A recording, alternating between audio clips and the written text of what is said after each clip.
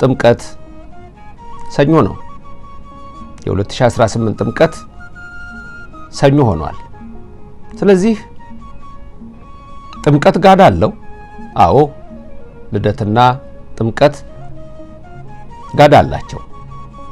ስለዚህ ሰኞ ቀን ከሆነ ደግሞ እሁድ ደግሞ ሰንበት ነው። እንዴት ነው የሚደረገው? ምንድነው ህጉ? ምንድነው ስርዓቱ? ከኔ ከራሴ ምንም ማስተምራችሁ ነገር የለም። ሁሉ ጊዜ በዚህ ተስማምተናል። ገና ድሮ ጥንት ገና ትምህርት ጀምር ተስማምተናል። እኔ የሆነ ነገር የለም። ህግ ላይ የተጻፈውን የተቀመጠውን ነገር ነው የምንማረው እንጂ ሰው የራሱን ሐሳብ ዝም ብሎ አንስቶ ይሄ ነው አይልም። እንደ ሰው ሐሳብ ከሆነ ሰው ተነስቶ እንደ ፍላጎቱ እንደ ፈቃዱ ይሄን አድርጎ ሊል ይችላል። ስለዚህ እኛ ግን አባቶቻችን በጎላ በተረዳ ነገር ጽፈው ሰፍረው አስቀምጠዋል። ያንን እያነሳን ነው ለእናንተ ምን ነግራችሁ። አንዳንድ ጊዜ እከሌ እንዲህ ብሎ አስተማረ ይሄ ነገር ተምታታብኝ የምትሉ ሰዎች ትኖራላችሁ። ስለዚህ ለእናንተም አይነት ሰዎች ዛሬ በዚሁ በገጹ ላይ ጽሁፉንና ህጉን እያሳየዋችሁ ለሌላም ሰው የምትጠቅሙ እንደምትሆኑ ተስፋ አደርጋለሁ። ስለዚህ አንዳንድ ሰዎች ከራሳቸው ስሜት ተነስተው የሚያስተምሩ ይኖራሉ። አንዳንዶች ደግሞ መንፈስ ቅዱስ ገልጦላቸው እናንተ የበለጠ ጾመኛ እንድትሆኑ አድርገው የሚያስተምሩ ሊኖሩ ይችላሉ። እሱን እግዚአብሔር ያውቃል። ለማንኛውም ስለ ገና ተነጋግረናል። ስለ ልደት አሁን ስለ ጥምቀት ነው። ጥምቀት ሰኞ ነው። ከመሳሳት ለመዳን መማር ጥሩ ነው። ዕውቀት ጥሩ ነው። ህዝቤ ዕውቀት ከማጣት የተነሳ ጠፋ ብሎ በነብዩ እግዚአብሔር የተናገረው ከዚህ የተነሳ ነው። ዕውቀት ይኖርባችሁ፣ የእግዚአብሔር ቃል በሙላት ይኖርባችሁ ነው የሚለው። ስለዚህ ቃሉን ስንሰማ ቃሉን ስናውቅ ከእግዚአብሔር ጋር የበለጠ ግንኙነታችን እንዲጠነክር ነው። ስለዚህ እናንተ ደግሞ ከሕፃንነት ጀምራችሁ የእግዚአብሔርን ቃል ተምራችኋል። የእግዚአብሔር መንፈስ ያለባቸው መጽሐፍ ታውቃችኋል።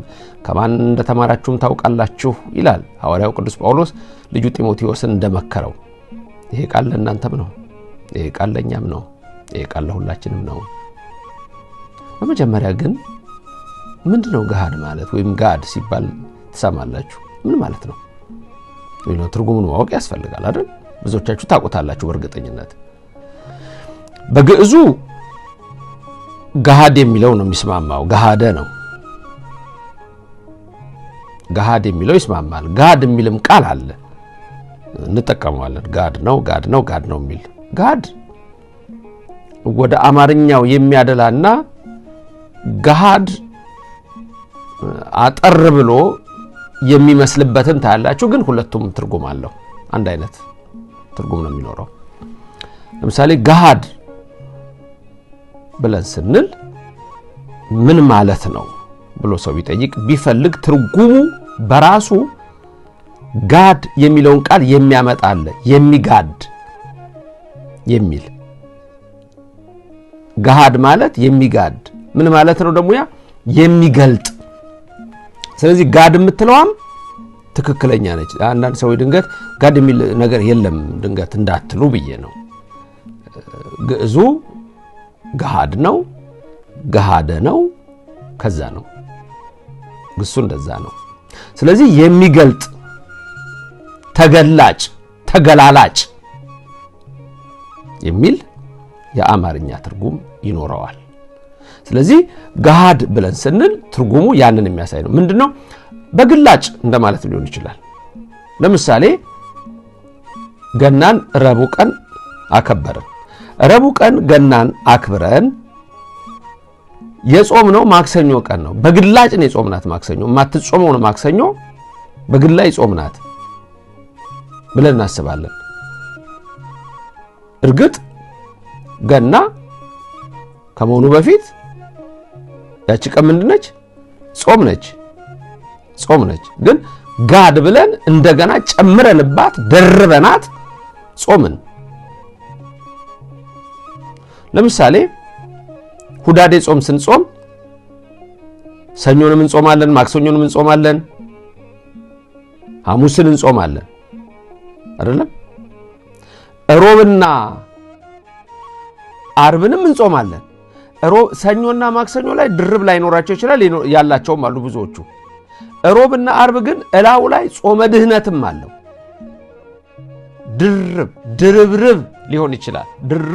ድርብርብ ሊሆን ይችላል።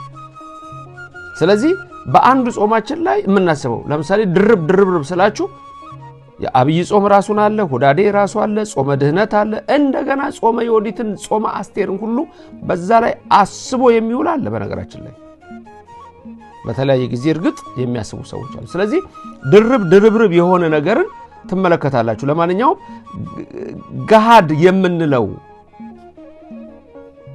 ምንድነው ሲባል የልደትና የጥምቀት ዋዜማ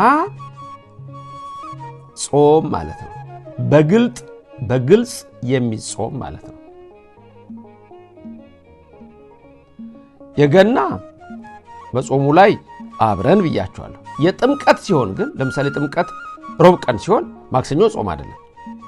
ለጥምቀት አይደለ በንግግሩ ማክሰኞ ጋድ ስለሆነ ግን ነገ ጥምቀት ሆኖ ዛሬ ማክሰኞ ግን ጾም የሆነበት ምክንያት ምንድነው? ጋድ ስላለ ወይም እንዳልኳችሁ ገሃድ በግዙ ገሃድ ስንል የልደት እንዳልኳችሁ የጥምቀት ዋዜማ